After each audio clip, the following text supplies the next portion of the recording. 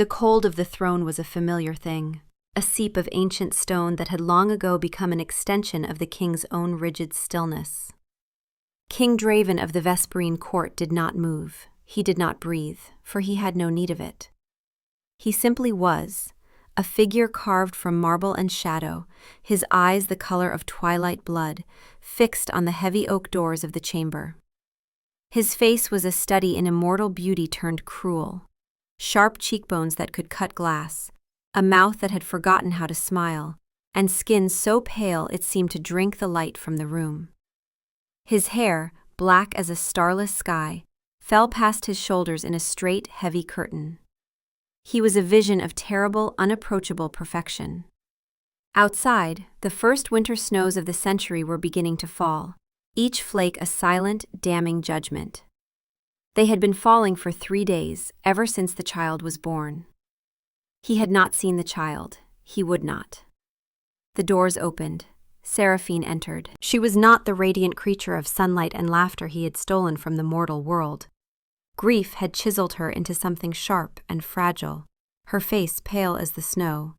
Her honey-brown eyes, those warm eyes that had once held galaxies of adoration for him, were now cold, dead stars.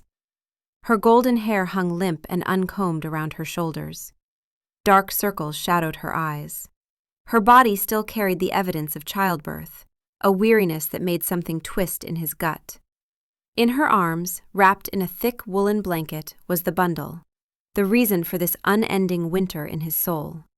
It was a boy, the maesters had told him, a son, his heir, and he was an abomination. "You summoned me, my king." Seraphine's voice was a shard of ice. The title was a mockery. She had not called him by his name since the birth. Draven's gaze did not waver from the wall above her head. To look at her was to see his failure. To look at the bundle was to give it a reality he could not afford. "The arrangements have been made. A carriage will take you to the Eastern Territories. A cottage has been prepared in the Whisperwood. You will be provided for." The silence that followed was louder than any scream. "You are banishing us," she stated. "The child cannot remain at court," he said, his voice a low, toneless rasp. "It is insufficient." Insufficient. The word was a coward's shield. The maester's reports had been clinical, brutal. The boy's heart beat too fast, a frantic, mortal drumming. His blood was thin. He was warm. He cried. He was fragile. He was half-human. A mongrel. A weakness that would shatter a dynasty built on 10,000 years of purity. His enemies would smell the weakness like blood in the water. Lord Valerius's words from their wedding night echoed mockingly. "A human bride may bear you a child of mixed blood, my king. The outcome is unpredictable. Our bloodline has never been diluted thus." Draven had dismissed him then with supreme arrogance. "My blood is ancient and strong. It will dominate any union." He had been so certain, so blindly, stupidly certain. And when the maesters had come in the 7th month with their concerns, he had dismissed them too. And now that arrogance had produced this. He had gambled, and he had lost. But it was not he who would pay the price. "His name is Lucian," Seraphine whispered. "Draven, please. Look at him. Just look at him. He is your son." "He is a mistake." Draven's voice was granite. "My line requires strength. It requires permanence. That thing offers only vulnerability. It is a death sentence for us all." "He is not a thing," she said, her voice gaining steel. "He is a boy, and he is more your son than you will ever know. He has your eyes." A sharp pain lanced through him. He had refused to see the child's face, but to hear it carried his most defining feature. "The carriage is waiting," he said, turning his back on her, a final, unpardonable act of dismissal. He stared out at the swirling snow. He heard her sharp intake of breath, then a sob. Not delicate weeping, but a raw, guttural sound of devastation. "You swore to me," she choked out. You swore on your very existence that you would protect me, cherish me, love any child of our union. You stood in the moonlight garden and you swore, Draven. Her words were daggers. He remained rigid, but his hands clenched into fists. I gave up everything for you, she continued. My family, my world, the sun. I can never see the sun again because of you. I walked into your darkness willingly because I loved you. I trusted you. And the first moment your love is tested, you throw us away like garbage. The bundle began to cry. Do you hear that? That is your son. Do you know what the birth was like, Draven? I screamed for you, for hours. I begged the maesters to bring you. And you sent word that you were occupied with matters of state. He had. He remembered hiding in this very room, unable to face what was coming. I almost died bringing him into this world, she said. Your son almost killed me being born. And I would have forgiven that. But I cannot forgive this. I cannot forgive you. Then her voice changed, became sharper. You knew, she said. Don't you dare pretend you didn't know this could happen. Valerius warned you at our wedding. I heard him. He told you that a vampire-human union might produce a child of mixed blood. And do you remember what you said? His silence was answer enough. You said you didn't care, her voice cracked. You said any child of our love would be perfect, that you would cherish them regardless. You dismissed his concerns. You promised me it didn't matter. The memory crashed over him. He had said that. He had meant it in that moment. And when I was pregnant, the maesters came to you with concerns. They told you the heartbeat was wrong, that the child might be more human than vampire, and you dismissed them too. Every word was true. Every word was a condemnation. So don't you dare stand there and act like this is some unexpected tragedy. You knew this could happen. You were warned, and you chose to marry me anyway. You chose to have a child with me anyway. And now that the consequences of your choices have arrived, you're punishing him for it. You're punishing an innocent baby for the outcome you were explicitly told was possible. The truth was devastating. He had known. He had been warned by his council, by his maesters. And in his arrogance, he had ignored every warning. He had gambled. And when it failed, he was making his wife and child pay. Look at him, she demanded. Look at him, you coward. You chose to create him. You chose to risk this. The least you can do is look at what your arrogance has wrought. His hands were shaking. If he looked, the wall would crumble. He would break. And he could not break. He was the king. The carriage is waiting, he repeated, hollow. The silence that followed was the silence of something dying. When she spoke again, her voice was quiet, emotionless, worse than screaming. I hope your throne keeps you warm at night, my king. I hope your precious bloodline purity fills the empty rooms of this palace. I hope your kingdom loves you the way I did, because you will never be loved like that again. He heard her footsteps. She stopped at the door, looking back. His name is Lucian. Lucian Draven Vesper. Your son. Your heir. The prince you are too blind to see. The child you chose to risk creating. And one day, Draven, you will regret this more than anything you have ever done in your 500 years. I promise you that. The great doors closed with an echoing boom. He stood there, half-turned. He had done what was necessary. He had saved his kingdom. He was Draven, the unyielding, the eternal king. But the voice in his head would not be silenced. You knew. You were warned. This is your fault. And for the first time in 500 years, a tear traced down his face. He let it freeze there, a monument to the day he had chosen power over love. The throne felt colder than ever. He walked to it and sat, gripping the armrests until the stone cracked. And then he bent forward and buried his face in his hands, his shoulders shaking with silent sobs. He had been warned, he had known, and he had chosen this path anyway.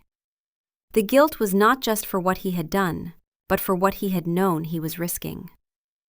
5 years passed like a glacier, each day indistinguishable from the last. Draven ruled with an iron fist and an empty soul.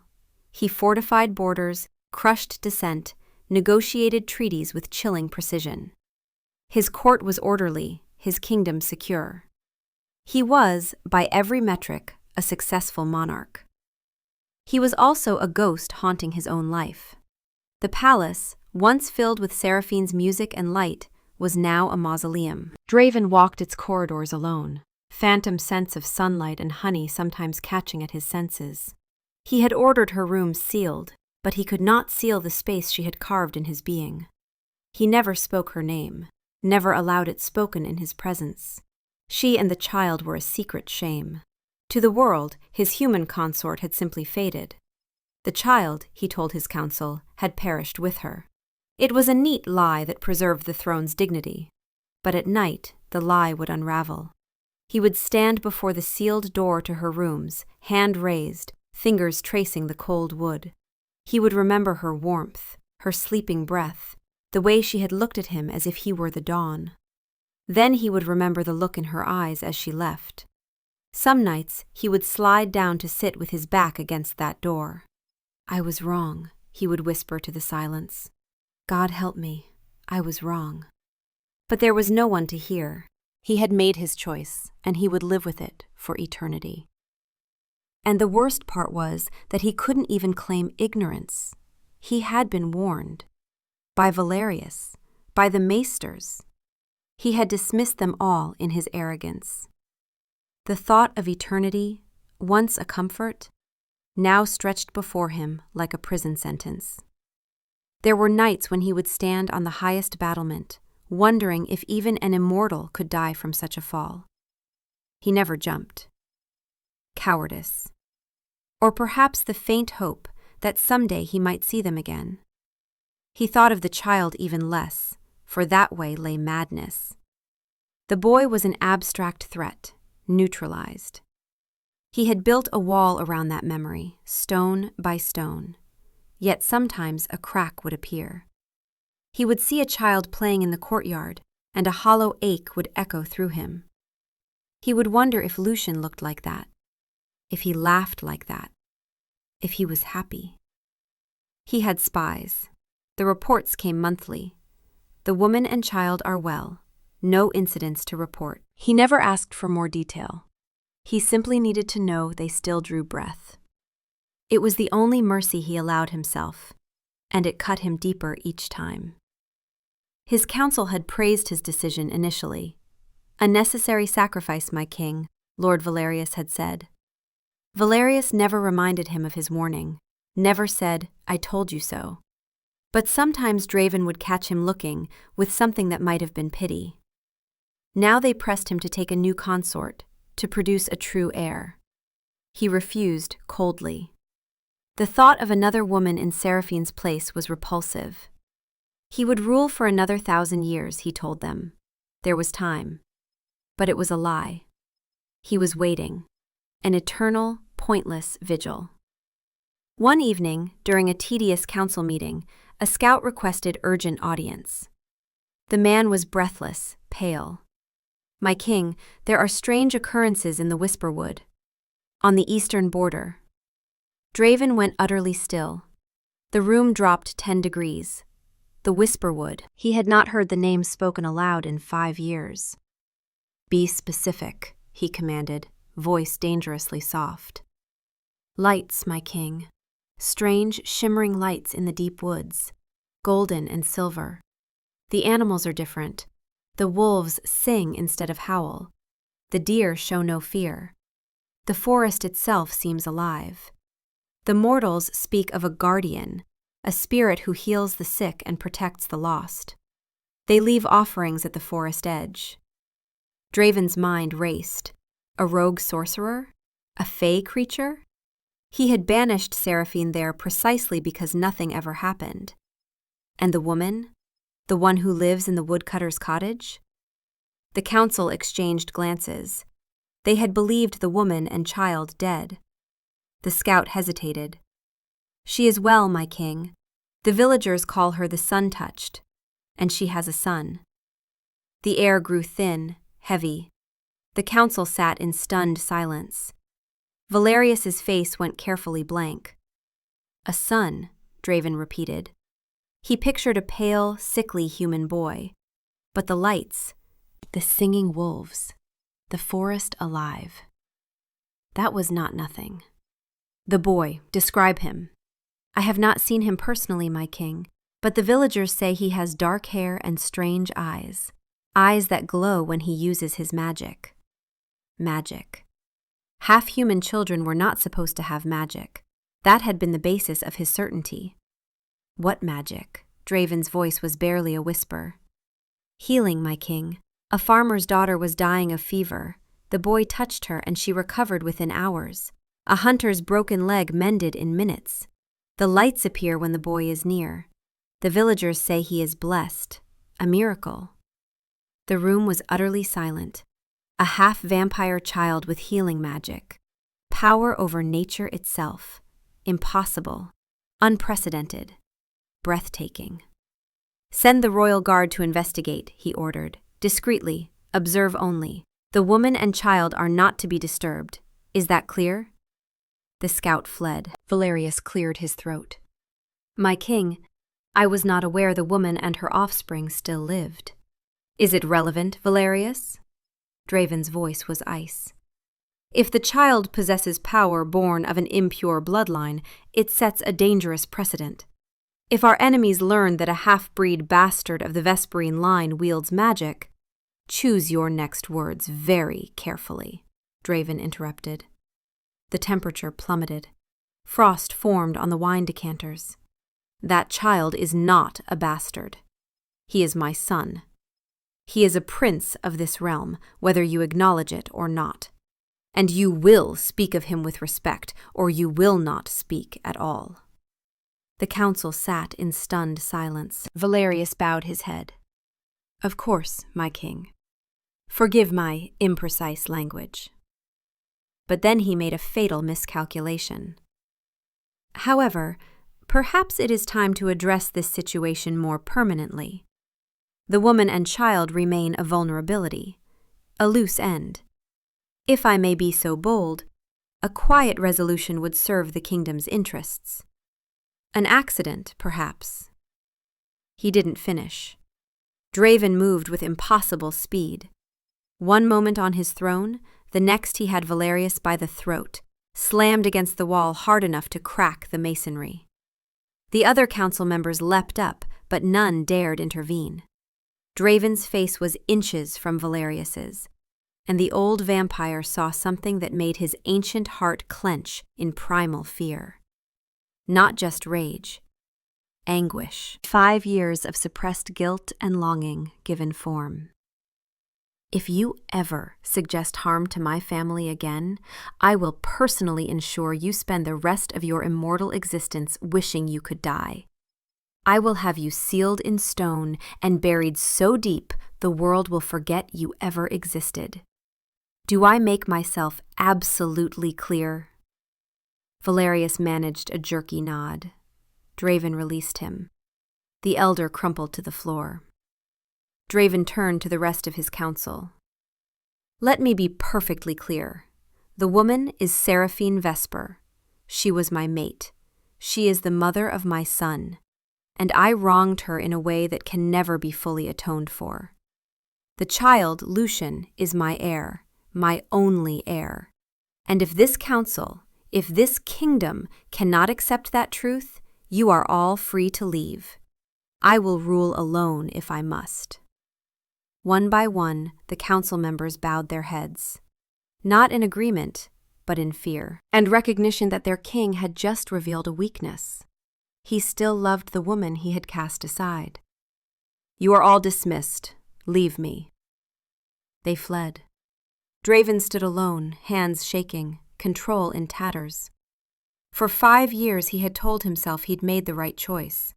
For 5 years he had built walls around the guilt, and in one evening those walls had crumbled to dust. He walked to the tall windows overlooking the Eastern Territories.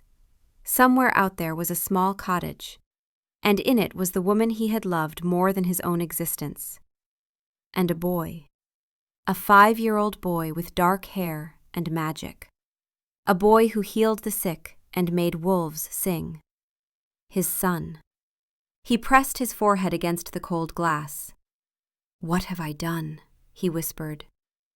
He had thrown away a miracle because he was afraid it wasn't pure enough. He had cast aside his own child because of pride and fear and arrogance. Because he had been warned and had ignored every warning, and now he had to live with that knowledge for eternity. The report from the Royal Guard arrived 3 days later. The boy indeed had unusual abilities. He could coax plants to grow with a touch. Injured animals sought him out. The light that emanated from him was warm, golden, nothing like vampire sorcery. Magic born of life itself. Breathtaking. The report included a sketch. The boy was small, thin, with wild, dark hair. Shown kneeling beside a deer, his face turned slightly away. The artist had noted, "Could not capture his eyes accurately. They change color in the light." Dark hair, strange eyes. Draven's eyes. He has your eyes. He folded the report and locked it away. Then he sat in darkness and allowed himself, for the first time in 5 years, to truly think about what he had lost. Not in abstract terms, but as a father. He had a son named Lucian, 5 years old, loved by villagers, safe, happy perhaps, and he had no idea his father existed. Or believed his father had abandoned him, which was the truth. Draven put his head in his hands and wept.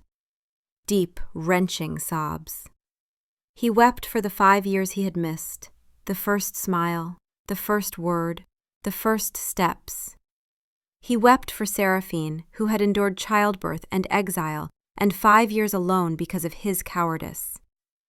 He wept for the man he had been, so certain, so blind.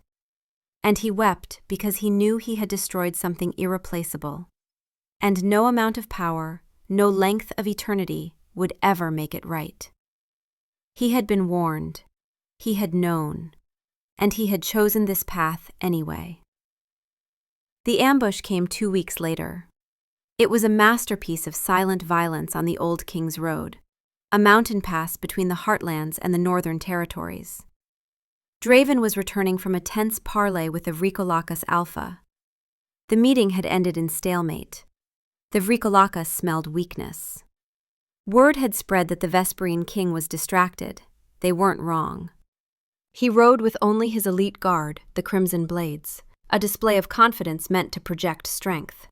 A miscalculation born of his distracted state. His mind had not been on negotiations. It had been on a forest, and a boy he would never know. The attack began with the air growing heavy, thick with wolfsbane and something metallic. The wind died, night insects ceased. Unnatural silence descended. Draven reined in his warhorse. His senses screamed. He could taste poison on the air, feel hostile intent from the shadows above. "Ambush," he said, voice low but carrying to every guard. The Crimson Blades formed a defensive circle. The world exploded in motion. Figures in black dropped from cliffs, silent as falling leaves. Assassins. Their weapons gleamed with a sickly silver sheen. Not pure silver, but an ancient alloy forged with spells of decay. The Crimson Blades met the charge. The first clash was shockingly muted, the silvered swords drinking sound. A blade went down with a choked gasp, black ichor spreading. The enchanted metal dissolved him. He crumbled to ash. Draven was off his horse instantly, his ancestral blade Nyx in hand. He was a whirlwind of death, moving through assassins like a phantom. He severed heads, pierced hearts, moved with centuries of skill. But for every one he cut down, 2 more materialized. They were not trying to kill him. They were hurting him, forcing him back, creating an opening. For what? The answer came in a crossbow bolt, thick as a man's thumb, from the road ahead. Not aimed at his heart or head, at his shoulder. He moved to deflect it, easy. But as he did, a second bolt from a different angle struck his thigh. The coordination was perfect, inhuman. Pain, white-hot and absolute, erupted through him. Not the clean pain of a wound, this was fire, poison, agony. The bolt was carved from petrified rowan wood, anathema to his kind, the tip coated with glowing venom. He could feel it entering his bloodstream, a tide of liquid agony attacking the very essence of his vampiric nature. The eternal cold that was his core began to burn. Strength turned to water. The world swam at the edges. His immortal senses muffled, confused. He staggered, snarling. He ripped the bolt from his leg, black blood spraying. But the damage was done. The poison mimicked mortality. He felt terrifying weakness, the frailty he had long disdained. His immortal healing sputtered like a dying flame.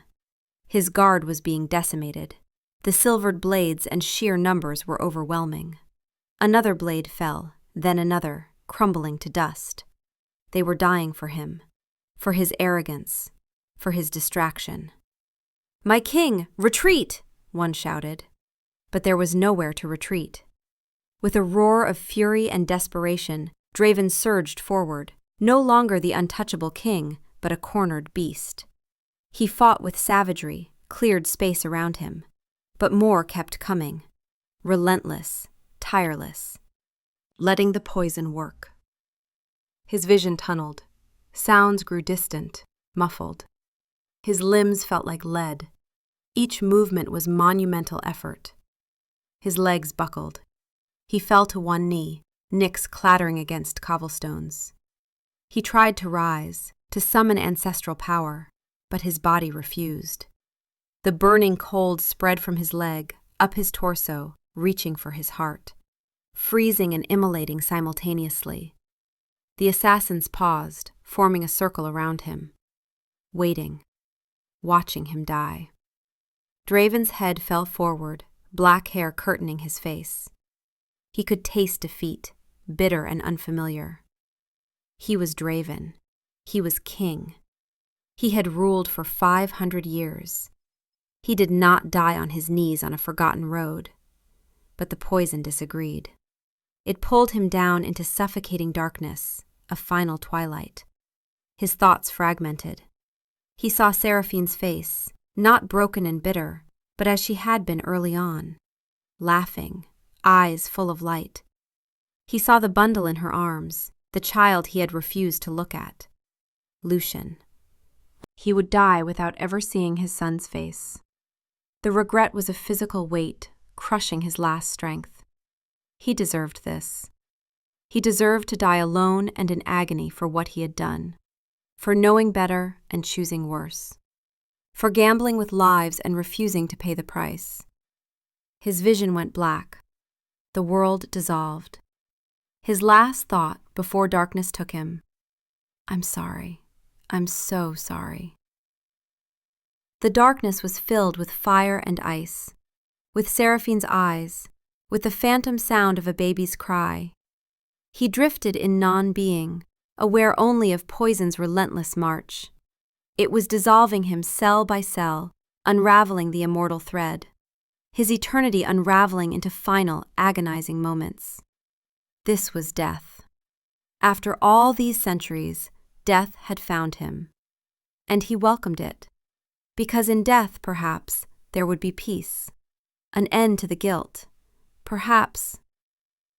Then, through the haze, a new sensation, a scent. Not blood or poison or cold stone, but something clean and alive. Pine needles, damp earth, rain on leaves, crushed moss.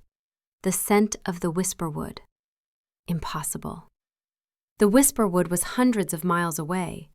He was hallucinating, the poison creating phantoms in his dying mind.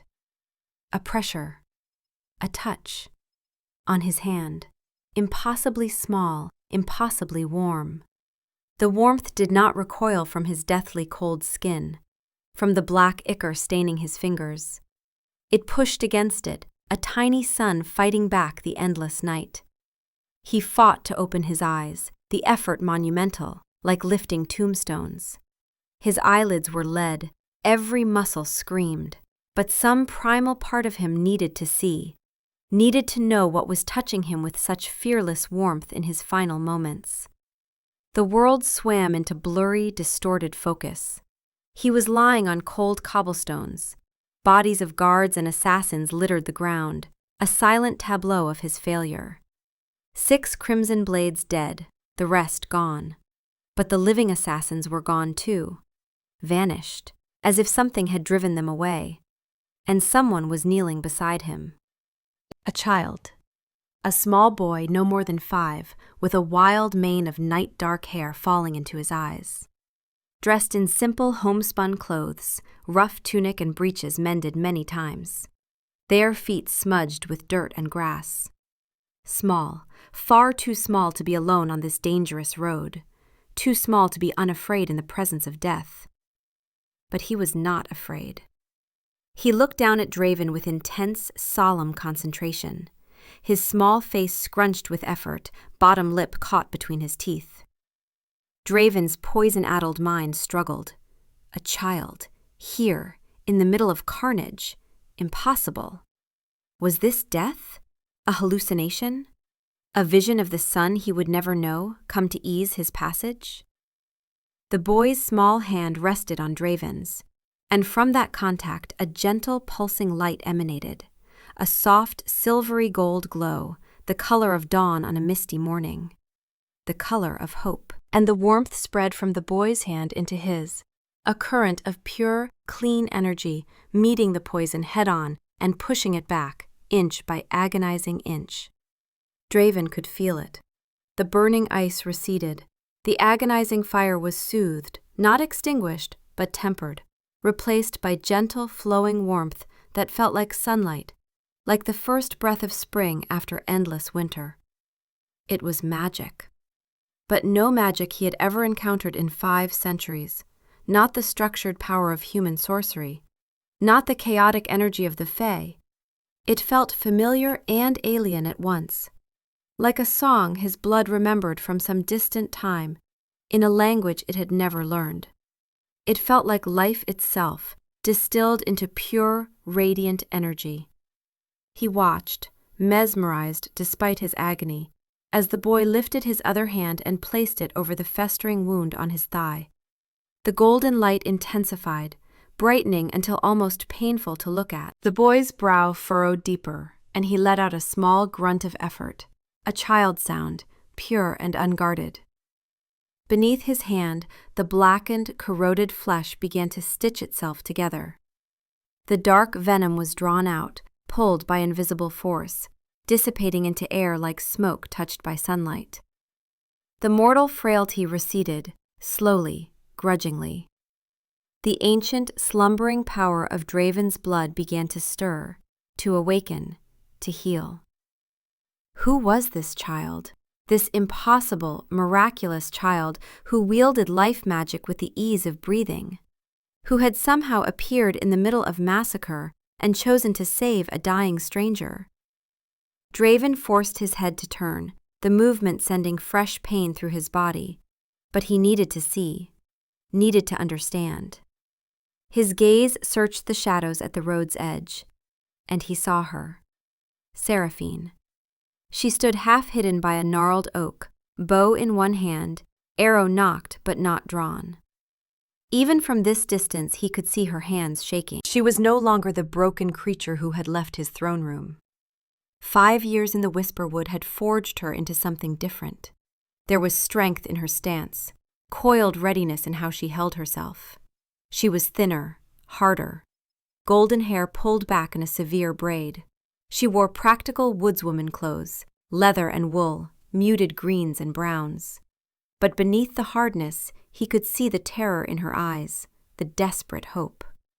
She was watching the boy as he knelt beside the man who had destroyed their lives. Her face was a war of emotions, fear, fury, anguish, and beneath it all, a love so fierce it could move mountains. Their eyes met across the road. Draven saw her flinch, saw her hand tighten on the bow. For a moment, he thought she might shoot him. He almost wished she would. But she didn't. She simply stood there, frozen, watching, waiting. His gaze snapped back to the child. The boy, feeling his father's attention, looked up from his work, and for the first time, Draven saw his face clearly, truly. The face was a perfect, devastating fusion. The delicate line of his jaw was Seraphine's, soft and fine-boned.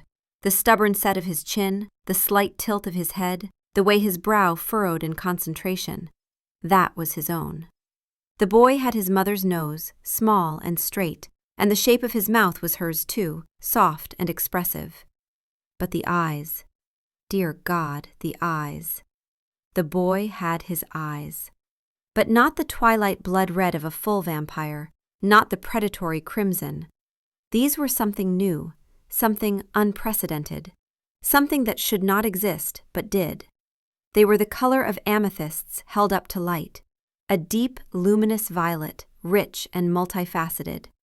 And shot through that violet, like veins of precious metal, were flecks of pure gold that seemed to glow with inner light. They were the eyes of a king, ancient and knowing, filled with a gravity that should not exist in such a young face. Yet they held the unmistakable warmth and light of a human soul, uncorrupted, pure. They were the eyes she had described 5 years ago, the eyes he had refused to see, the eyes he had condemned without ever witnessing. They were beautiful. They were impossible. They were his. Recognition slammed into Draven with the force of a physical blow, a battering ram to the chest. It was not a thought, not a deduction. It was a cataclysm. An instantaneous, fundamental truth that shattered the universe and rebuilt it in a heartbeat. This was his son. The weakling, the abomination, the mistake, the insufficiency, the death sentence for his dynasty.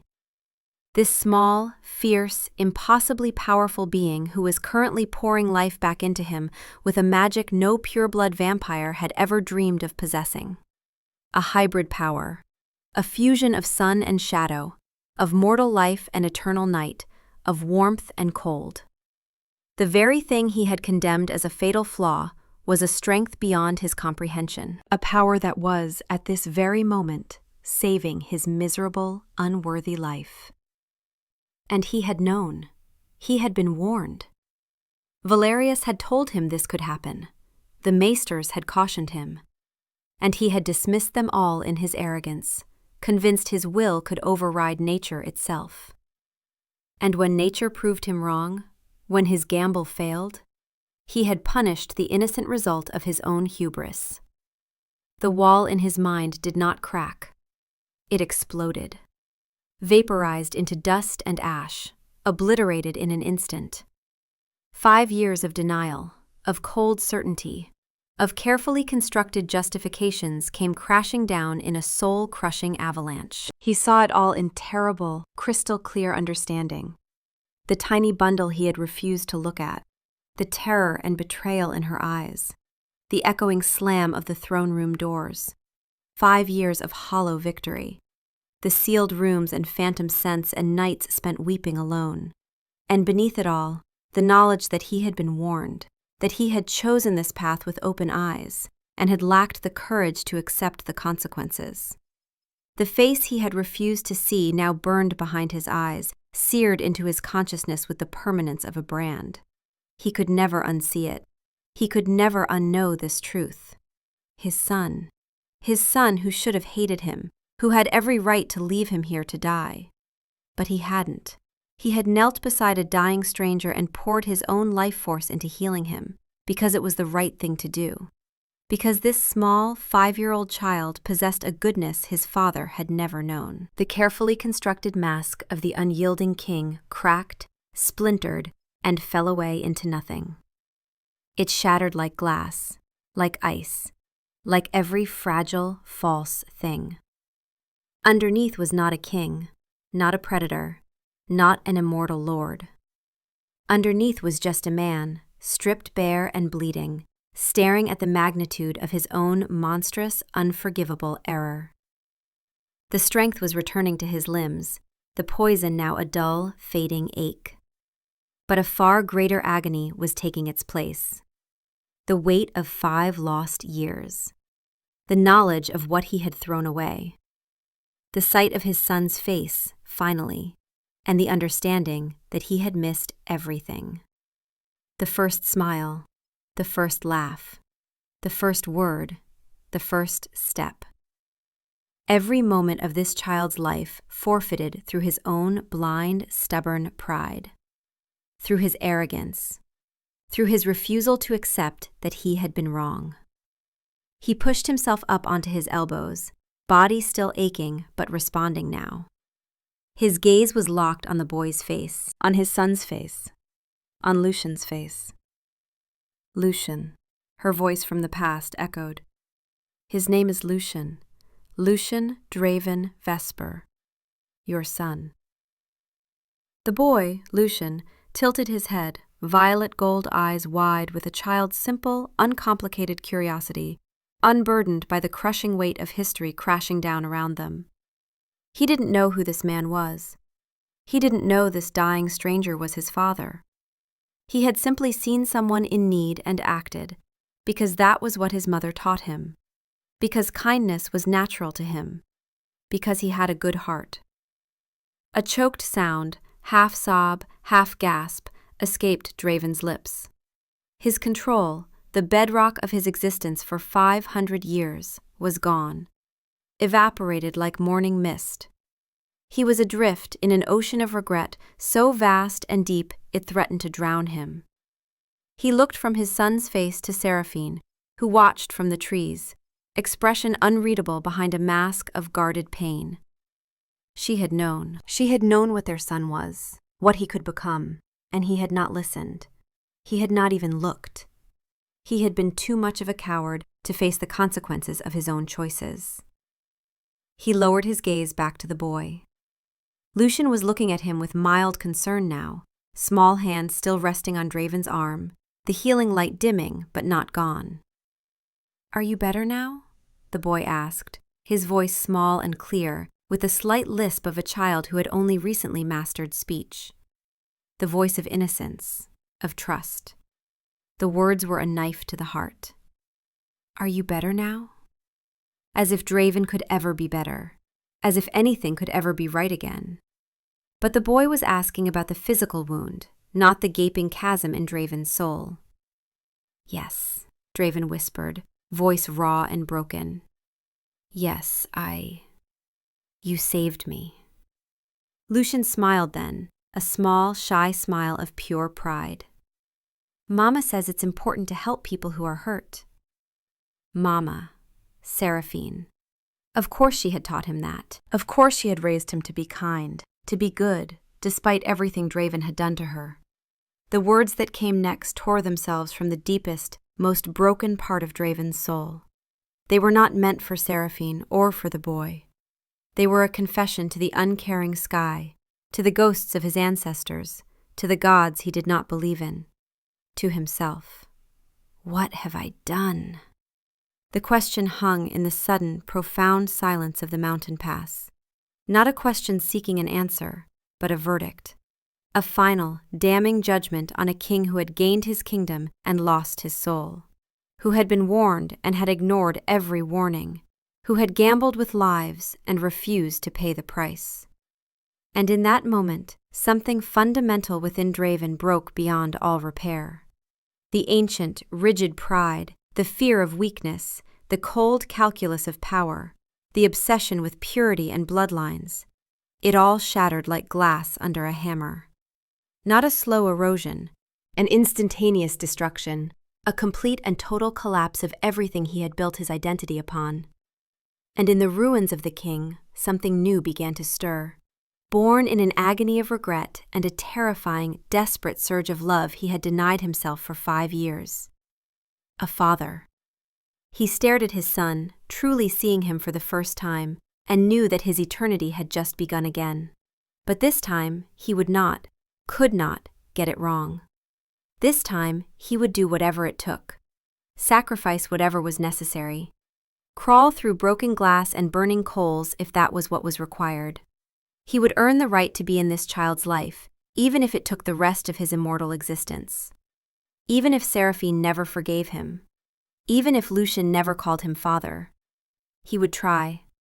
God help him, he would try. The transformation was not a slow dawning.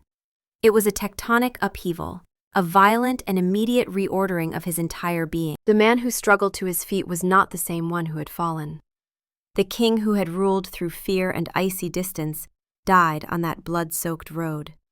And in his place stood a father, raw and exposed and trembling with the weight of his own inadequacy. His only thought to close the 5-year, self-inflicted chasm between himself and the family he had forsaken. He took a step toward the boy, then another, body still aching but pain irrelevant now. Seraphine tensed in the shadows, hand tightening on her bow, body instinctively moving to shield Lucian. She stepped forward, out of the concealment of the tree, placing herself between Draven and their son. Her face was a mask of fierce, protective fury. "Don't," she said, voice low and dangerous. "Don't you dare come near him." The words stopped him as effectively as a blade through the heart. Lucian, however, simply watched Draven with those impossibly wise, violet eyes, his expression curious rather than afraid. Draven stopped. He did not command. He did not demand. He did not summon the authority of his crown or his centuries of power. Instead, he did something he had not done in 1,000 years. He held up his hands, palms open in a gesture of complete surrender. It was the most difficult thing he had ever done, harder than any battle, any political maneuvering, any act of ruling. It was the relinquishment of control, the acknowledgement of his own powerlessness. "Seraphine," he said, voice rough and broken, each syllable scraping against his throat like shards of glass. Using her name was like unlocking a rusted gate sealed for years. The sound of it on his lips felt both foreign and achingly familiar. He faltered, the words dying. What could he say? What words existed that could bridge this chasm? "I'm sorry" was a pebble thrown against a mountain of sin. It was insulting in its inadequacy. "I was wrong" was a pathetic understatement that failed to capture even a fraction of the depth of his error. There were no words for the scope of his failure, no apology grand enough, no plea eloquent enough. So he didn't use them. He let the truth of his devastation show on his face, stripping away the last vestiges of royal pride, of vampiric superiority, of everything he had hidden behind for 5 centuries. He let her see the regret eating him alive, the shame that was a physical weight crushing his chest, the desperate, aching love that was flooding the empty spaces inside him like a dam bursting. He looked at Lucian, his son, and the look was one of pure, unadulterated awe, mixed with a self-loathing so profound it bordered on madness. "I don't deserve to speak to you," he continued, voice barely above a whisper but carrying clearly. "I don't deserve to stand in your presence. I don't deserve to breathe the same air as this child. I know that. But I'm asking." His voice cracked. "I'm begging.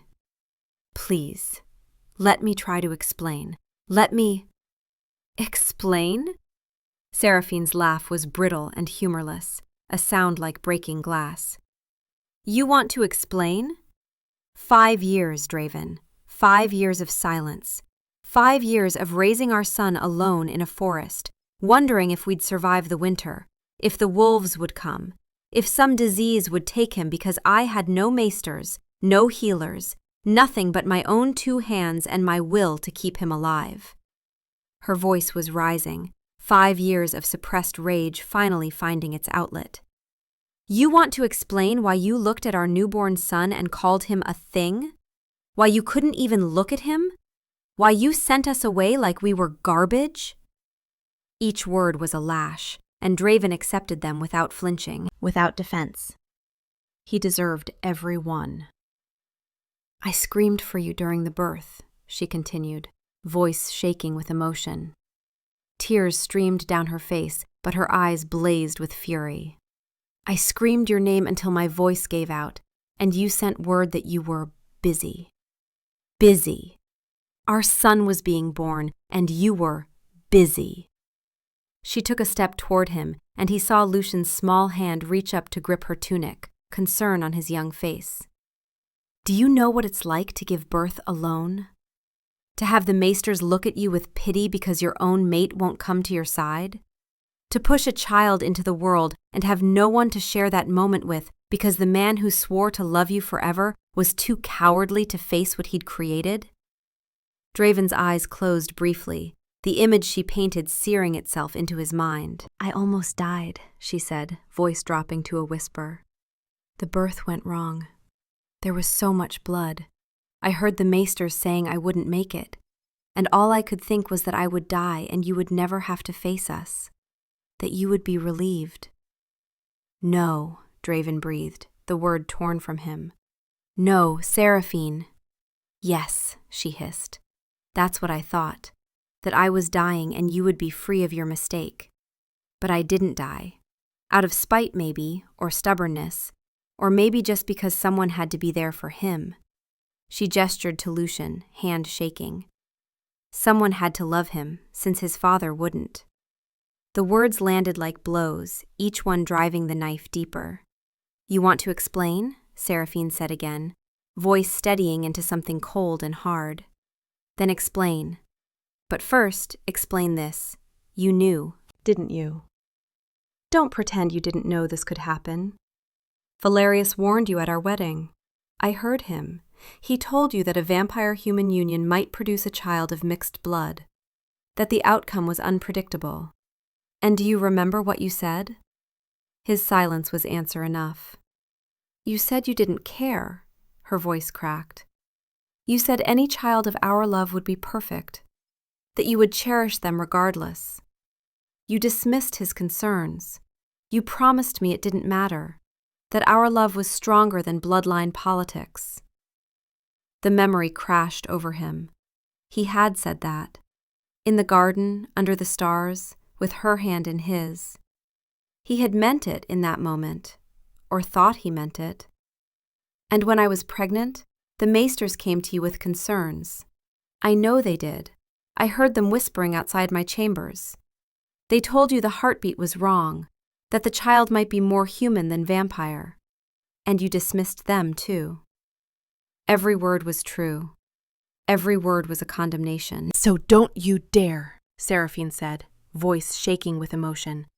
"Don't you dare stand there and act like this is some unexpected tragedy. You knew this could happen. You were warned. And you chose to marry me anyway. You chose to get me with child anyway. And now that the consequences of your choices have arrived, you're punishing him for it. You're punishing an innocent baby for the outcome you were explicitly told was possible." The truth of it was devastating, undeniable. He had known. He had been warned by his council, by his maesters, by the very laws of nature itself. And in his arrogance, in his certainty that his ancient blood would dominate, he had ignored every warning. He had gambled. And when the gamble failed, when reality refused to bend to his will, he was making his wife and child pay for his own hubris. Draven sank to his knees, bringing himself down to the boy's level. The movement sent fresh pain through his still healing body, but he ignored it. His entire focus was on his son. "You're right," he said, voice breaking. "You're absolutely right. I was warned. I knew. And I dismissed every warning in my arrogance. I convinced myself my blood was so powerful it would simply override your humanity. And when that certainty proved false, when reality had the audacity to contradict my expectations, I did what tyrants do. I lashed out at the innocent." He looked at Lucian, his voice softening. "I made you both pay the price for my hubris, for my cowardice. for my refusal to accept that I could be wrong. He looked back up at Seraphine. I can't explain it in a way that makes it acceptable. There is no explanation that justifies what I did. I was afraid. I was proud. I was blind.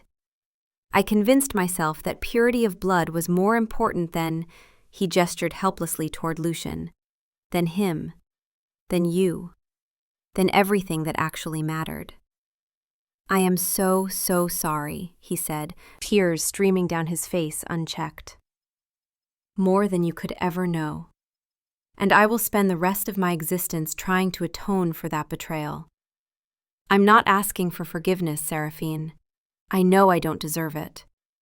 But I'm asking you to let me know him, my son. Let me try to be something other than the monster who abandoned him. Lucian, who had been watching with wide eyes, suddenly spoke up. Mama, why is the man crying? Both adults looked at him, then Seraphine looked back at Draven. Tears were streaming down the king's face unchecked, cutting tracks through dirt and blood. He made no move to wipe them away. He simply stood there, broken and weeping, stripped of every defense. Because he's sad, little light, Seraphine said softly, her own voice thick with tears. Because sometimes grown-ups make terrible mistakes, and then they have to live with them. Is he sorry? Lucian asked, with a child's simple directness. Yes, Draven said, voice shaking. I am so sorry. Lucian studied him with those remarkable violet eyes. Mama says sorry is just a word. She says what matters is what you do after. The child's words struck Draven like a thunderbolt. This 5-year-old boy had just articulated the fundamental truth he needed to understand. Your mama is very wise, Draven said softly. And she's right. I can say sorry 1,000 times, and it won't change what I did. But if you'll let me, both of you, I want to show you. Every day, for the rest of my life. He looked up at Seraphine. Come home, both of you. Come back to the Citadel. Let me be the husband I should have been. Let me be the father he deserves. Seraphine was silent, her face a battlefield of warring emotions. Why now? She asked quietly. Why did it take you nearly dying? Because I'm a coward, Draven said with devastating honesty. Because I built walls around my guilt and told myself I'd made the right choice. Because I couldn't face what I'd done. And because I never saw him. I refused to look at him that day. And I've spent 5 years trying not to think about him. But now I've seen his face. Now I know what I lost. And I can't unknow it. Even if you refuse me, even if you tell me to leave and never come back, I will spend every remaining day knowing that somewhere is a 5-year-old boy with violet eyes who saved his father's life, and that father wasn't worthy of the gift. Seraphine looked down at Lucian. What do you think, little light? Should we give him a chance? Lucian bit his lip, thinking. He's very sad, like when I found that baby bird that fell from its nest. It was hurt and scared. And what did you do with the baby bird? I helped it, because that's what you're supposed to do when things are hurt. You help them get better. He looked at Draven. Is he going to get better? Seraphine's eyes filled with fresh tears. Her son saw the broken king as something to be healed. I don't know, baby. That depends on him. She looked at Draven. There will be rules, conditions. First, I am not your property. I will have my own chambers. If I choose to share your bed again, it will be my choice. Second, Lucian's upbringing will be my domain. You can be involved, but I make the final decisions. Third, you will tell the court the truth, all of it. You will admit you banished us, that you were warned, that you were wrong. Fourth, if you ever reject him again, I will take him and disappear, and you will never find us. Finally, you will give us time, real time. We do this at our pace, not yours. Agreed, Draven said to each condition. Every day, for the rest of my life, however long it takes. Seraphine took a deep breath, then nodded. We'll come. We'll try. But Draven, if you break his heart, I will break you. Mother's promise. I won't, Draven said, the vow resonating with power. I won't break his heart. Or yours. Not ever again. She placed a hand on his shoulder, hesitant. Then get up. You look ridiculous kneeling in the dirt. He stood slowly, then spoke directly to his son. I promise you, I will spend every day being the father you deserve.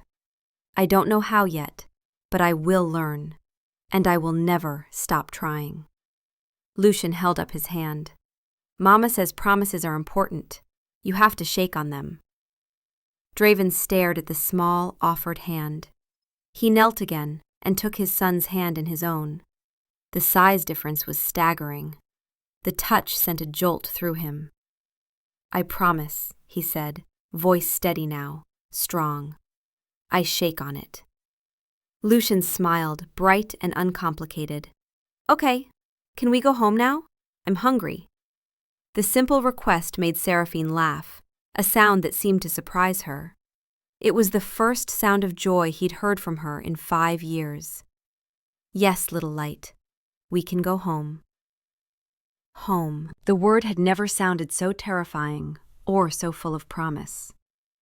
The Citadel is a 3-day ride, Draven said, but I want to arrive in daylight.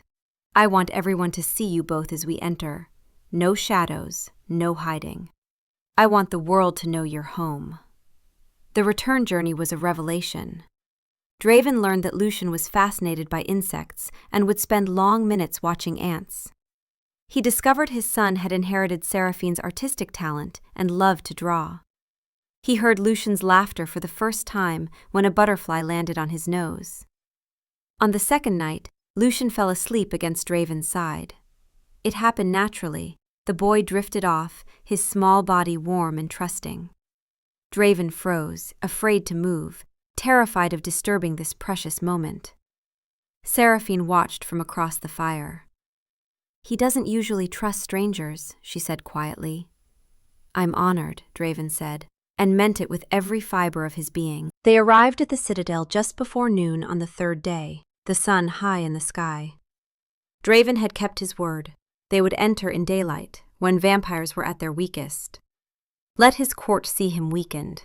Let them see what mattered more than strength. The gates loomed before them. Draven dismounted and lifted Lucian down. Together, the 3 of them walked toward the gates on foot. No carriages, no ceremony. Just a family coming home. The gates opened. The courtyard beyond was packed. The entire court had gathered. Nobles, servants, guards, all staring in stunned shock. They saw their king, returned from assumed death. They saw the woman who had vanished 5 years ago. And they saw the child. The whispers started immediately. Half-breed, abomination, impossible. But Lucian, overwhelmed by the crowd, had instinctively called on his magic for comfort. A soft golden light surrounded him, warm and gentle, making him glow like a small sun in the dark courtyard. The assembled vampires shrank back, not in pain, but in disbelief. Draven walked forward with Seraphine on one side and Lucian on the other. When they reached the center, he stopped and turned to face his court. His voice carried to every corner.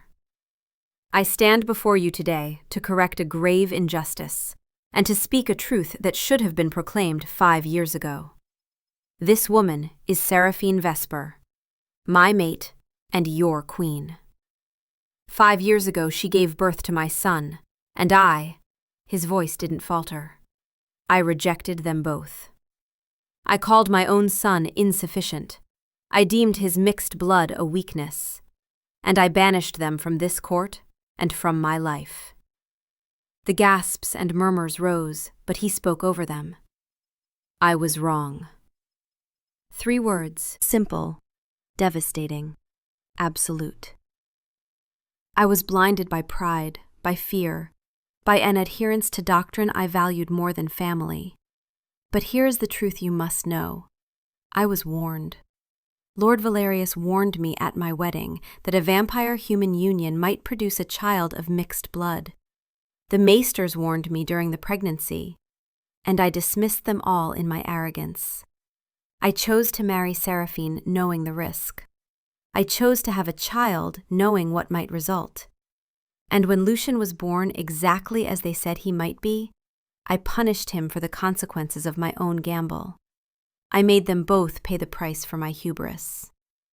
He let that settle. Their king, admitting not just error, but culpability. My son. He placed a hand on Lucian's shoulder, and the boy looked up at him with those violet eyes. Crown Prince Lucian Draven Vesper is not a weakness. He is a miracle.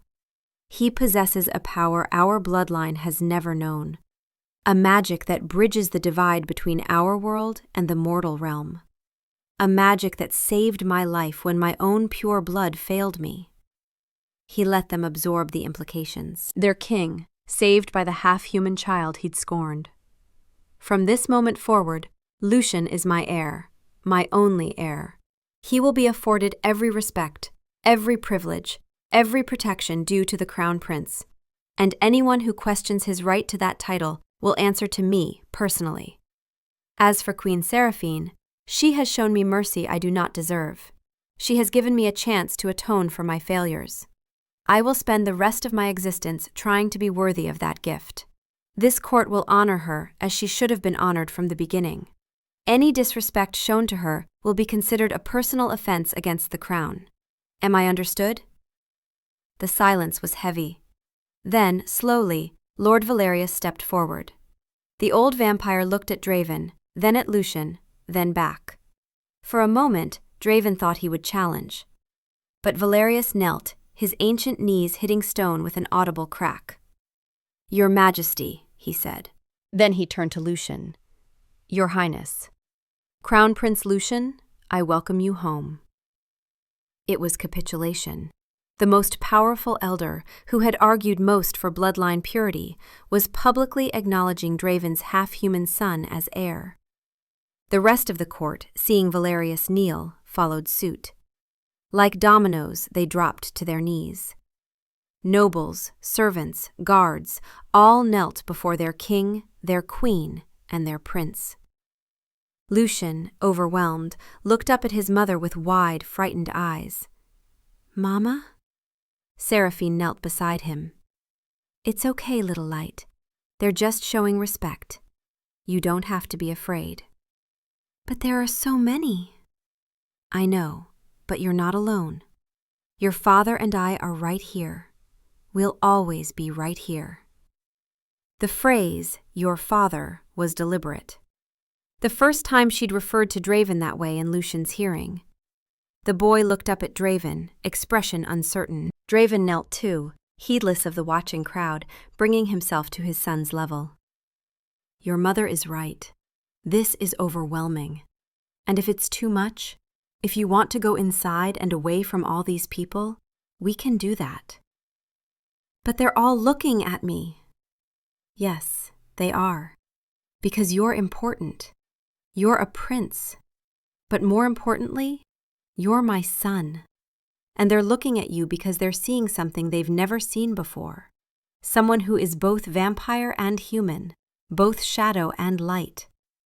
You're unique, Lucian. And that makes some people nervous. But it also makes you extraordinary." Lucian seemed to absorb this. "Like my magic?" "Exactly like your magic. Do you remember when you healed me? That was your gift, a wonderful, special gift that no one else in this entire palace has. And these people need to understand that your differences aren't a weakness. They're your strength." The boy seemed reassured. "Okay, can we see the library now? The one with 3 stories?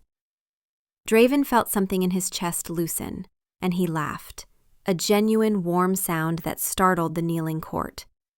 Yes, we can see the library. But first, Let's get you and your mother settled in your rooms." He stood, offering his hand. After a moment's hesitation, the boy took it. That simple gesture, his son's small hand in his own, was witnessed by the entire court. It was a statement more powerful than any decree. Draven turned to his kneeling court. "You are dismissed. The Queen and Prince require time to settle. We will convene formal court in 3 days." They rose and dispersed, whispers starting. But Draven didn't care. He had more important concerns. He led his family into the palace. The Queen's chambers had been transformed. The stale tomb had been aired, cleaned, filled with life. Fresh roses filled vases. Heavy curtains replaced with lighter fabrics. A fire burned in the hearth. Through the connecting door, Lucian's new room was visible. Shelves lined with books, a large window with specially treated glass, toys, art supplies, a comfortable bed, everything a child could want. Lucian's eyes went wide. "All of this is mine?"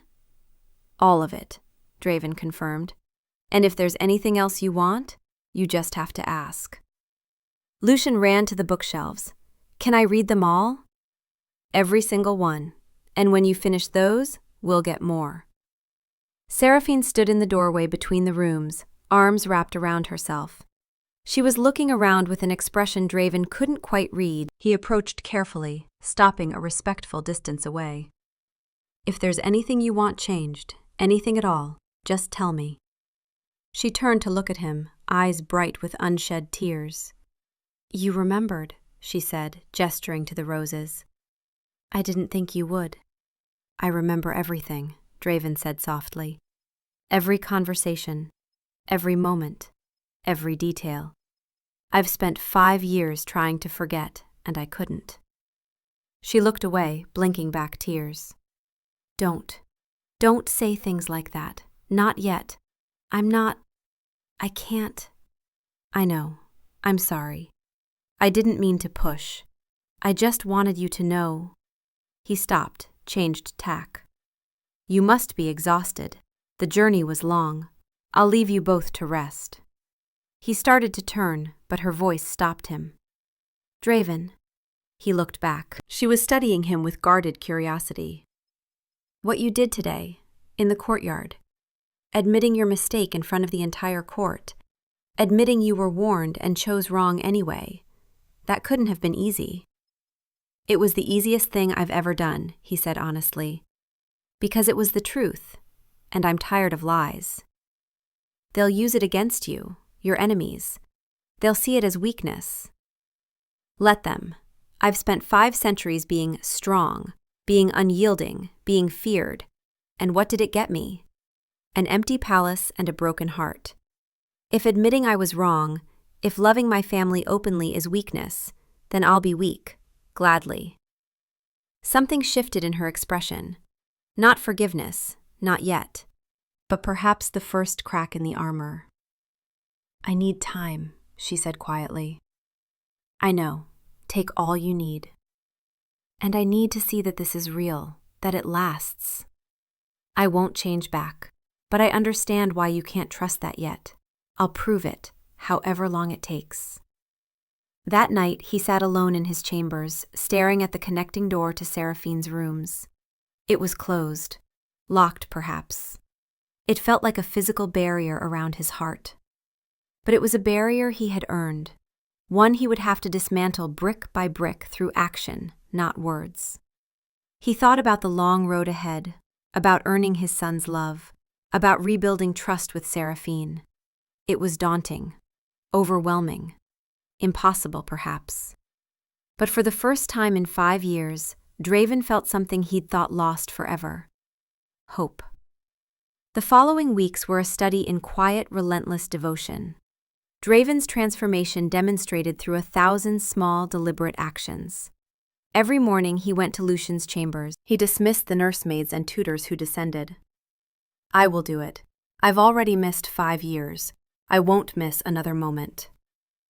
And he did. He was there when Lucian woke from nightmares. He helped him dress.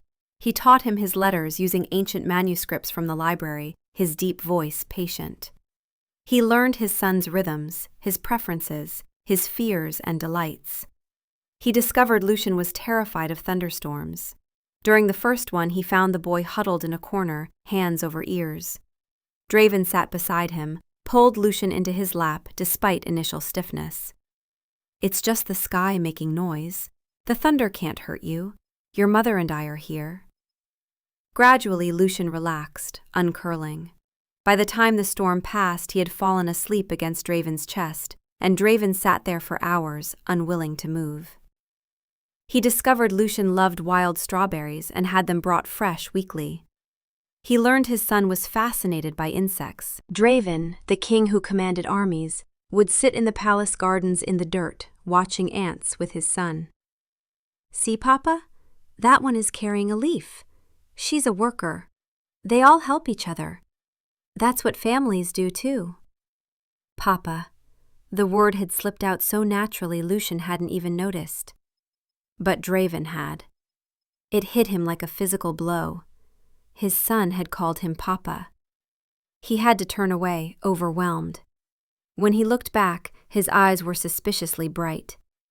That's right. That's what families do. One evening, Draven found them in the observatory at the tower's top.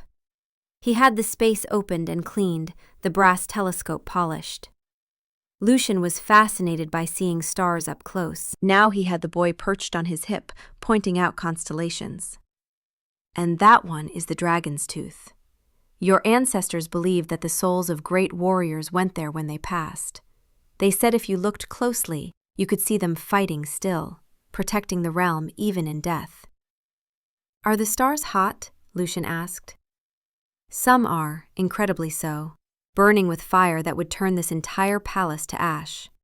Others are cold, long dead, their light just a memory traveling across the darkness to reach us, like a message from a long time ago." He caught Seraphine's eye over Lucian's head. She had been watching from the doorway. The look he gave her was filled with the sorrow of their own lost time, the years his message of love had failed to travel. She held his gaze for a long moment, and something passed between them. Not forgiveness, not yet, but an acknowledgement, a recognition that he was trying.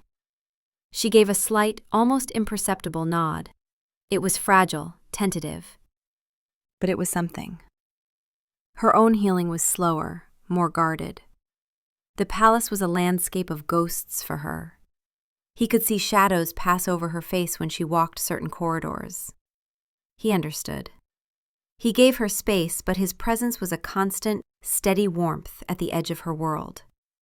He would leave a single, perfect rose on her pillow, the kind from the southern coast she had once mentioned she loved. He had the kitchens prepare human foods she missed, fresh baked bread and honey cakes. He made attempts to bridge the physical distance, small, tentative gestures.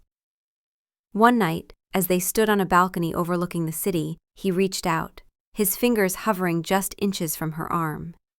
He didn't touch her. He just waited, giving her the choice. For a long moment, she remained still, frozen. Then, slowly, she uncrossed her arms and let her hand brush against his. His fingers closed around hers, touch gentle, reverent. They stood like that for a long time in silence as the moon traced its path. It wasn't forgiveness, not yet, but it was a start. The breakthrough came one rainy afternoon in the library. Draven was reading a history of the kingdom to Lucian. Lucian, growing restless, slipped off his lap and was exploring the towering shelves. He reached for a heavy tome on a high shelf, and it wobbled, threatening to fall. Before Draven could move, Lucian's eyes glowed with that soft amethyst light. The heavy book levitated, floating gently down into his waiting hands. He beamed, turning to his father with pure pride. "I did it!" Draven didn't react with shock or awe. His response was far more profound. He smiled, wide and unguarded. "You did. You are amazing, Lucian." He crossed the room and knelt before his son. He reached out and ruffled the boy's dark hair, a gesture of casual, uncomplicated affection. In that moment, Lucian did something that changed everything. He launched himself forward, wrapping his small arms around Draven's neck in a fierce, clumsy hug. "I love you, Papa," he mumbled into the velvet of his father's tunic. Draven froze, his entire being suffused with a joy so intense it was painful. He wrapped his own arms around his son, holding him tight, burying his face in the boy's hair, which smelled of old paper and rain. He couldn't speak, he could only hold on. Seraphine, who had been watching from the doorway, felt the final wall of ice around her heart crack. She saw not a king, not a monster, but a father holding his son. A father who had clawed his way back from darkness to find the light. She walked into the room and knelt beside them, placing her hand on both their backs, completing the circle. The family, broken and scattered, was finally, tentatively, whole again. The change in Draven resonated beyond the palace walls. Where once he had ruled through fear, he now began to govern with a wisdom born of humility. His son was a living bridge between two worlds, and Draven began to see the value in that bridge. During one council meeting, Lord Valerius broached the subject. "My king, the Strigoi lords have sent an envoy. They inquire about the succession. They have heard rumors of the prince's unique heritage." The subtext was obvious. Your enemies perceive weakness. The old Draven would have responded with a cold threat. The new Draven leaned back. Seraphine sat in a newly installed, equally ornate chair beside him, a public declaration that scandalized the court. Lucian was not present. They shielded him from politics. "And what is your counsel, Valerius?" "We must control the narrative. Emphasize the boy's vampiric lineage, his strength. Frame his other side as minor, inconsequential." Draven looked at Seraphine. She met his gaze, and a silent conversation passed between them. He saw her strength, her quiet defiance, and it bolstered his own. "No," he said, the word simple but absolute. "We will do the opposite. We will tell them the truth. We will tell them that the crown prince is the son of a vampire king and a human queen, that he wields a power born of both night and day, that his strength is not in the purity of his blood, but in its union. We will tell them that our future is not in isolation, but in connection. Let them see it as weakness. Their mistake will be their undoing." It was radical, terrifying, but delivered with such conviction, the council was silenced. He proved it in the weeks that followed. For the first time in centuries, the Vesperine court opened tentative diplomatic channels with the human baronies on its borders. Draven, accompanied by Seraphine, met with human lords. He did not come as a conqueror. He came as an equal, speaking of shared interests, of trade and mutual protection. Seraphine was an invaluable ambassador, smoothing over centuries of mistrust. They were building bridges, stone by painful stone. Draven's new perspective was most evident in his interactions with Lucian's magic. He no longer saw it as a mere tool, but as an expression of his son's unique soul. He sought out ancient texts on life magic, on mortal philosophies. One afternoon, he found Lucian in the royal gardens, sitting cross-legged. A small, injured bird lay cupped in the boy's hands. A soft, golden light enveloped it. Lucian was humming, brow furrowed in concentration. After a few moments, the bird stirred, chirped weakly, then fluttered from his hands, flying unsteadily to a branch. Lucian looked up, face glowing with quiet joy. Draven, who had watched from a distance, felt profound awe. His ancestors had built an empire on the power to take life. His son, his heir, possessed the power to restore it. He walked over and sat on the grass beside him. "That was a beautiful thing to do, Lucian." He hurt his wing. "I know. Your power, the light, it comes from life, from the sun, from your mother's side. It is a gift. Never let anyone tell you it is a weakness." Some of the guards look at me funny. Draven's jaw tightened. They are afraid of what they do not understand. But they will learn. We will teach them. Strength is not just about swords and shadows, Lucian. True strength is about the courage to protect what you love. It's about building things, not just breaking them. He was not just teaching his son, he was defining his own new reign. Months bled into a year. The new rhythm of their lives settled into a quiet, sturdy cadence. The citadel was transformed. The oppressive silence was gone, replaced by the sound of a child's occasional laughter. The court had adapted. The open presence of the human queen and the undeniable power of the hybrid prince were no longer scandal, but accepted facts. The scars, however, remained. They were not ugly wounds anymore, but faint, silvery lines, reminders of the pain that had preceded peace. Seraphine, though she now shared Draven's bed and his counsel, would sometimes fall quiet, a shadow passing over her eyes as a memory surfaced. In those moments, Draven would not try to fill the silence. He would simply reach for her hand, his touch a steady, patient anchor, waiting for her to return. He understood that her forgiveness was not a destination, but a journey they would walk together for the rest of their shared eternity. His relationship with Lucian was the undisputed center of his world. The awe had not faded, but it was now mingled with comfortable, everyday love. He learned the topography of his son's imagination, the names of his imaginary friends, the complex rules of invented games. He discovered Lucian had Seraphine's artistic talent and would spend hours with him in the scriptorium, providing enchanted inks that shimmered with captured starlight as the boy drew fantastic beasts and swirling galaxies. One evening, as winter again began to dust the mountain peaks, Draven found Seraphine and Lucian curled together in a great armchair by the library fire. It was a mirror of 1,000 nights, but everything about it was different. Lucian was no longer a babe, but a growing boy, his head resting on his mother's lap. And Draven was not an outsider, but a welcome presence. He walked over and settled on the hearthrug at their feet, leaning his head back against the chair, a gesture of profound, peaceful contentment. Lucian reached down and threaded his small fingers into his father's dark hair. "Papa?" "Yes, my son?" "The bad men who hurt you, will they come back?" The question was a stark reminder of the world outside their fragile peace. Draven's expression hardened for a moment. He had investigated the ambush. It had been orchestrated by a faction of the Strigoi, a test of his strength. They had not anticipated Lucian. They were quiet now, watching, waiting. The threat was not gone. "If they do," Draven said, voice a low, dangerous rumble, "they will find me waiting." He then softened his tone, turning his head to look up at his son. "But you do not need to worry about them. Your mother and I will keep you safe. That is our promise." Seraphine stroked Lucian's hair, her gaze meeting Draven's over the boy's head. In her eyes, he saw not fear or bitterness, but a shared resolve.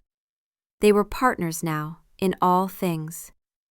"Your father is the strongest king in the world," she said softly. "And you, my love, have a light inside you that no darkness can ever extinguish."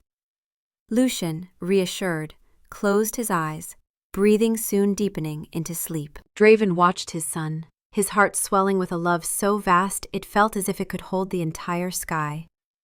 He remembered the cold, ambitious vampire he had been, the one who saw this child as a flaw, a political liability. That man was a stranger to him now, a ghost from a different lifetime. He had believed power was about being unbreachable, pure, absolute.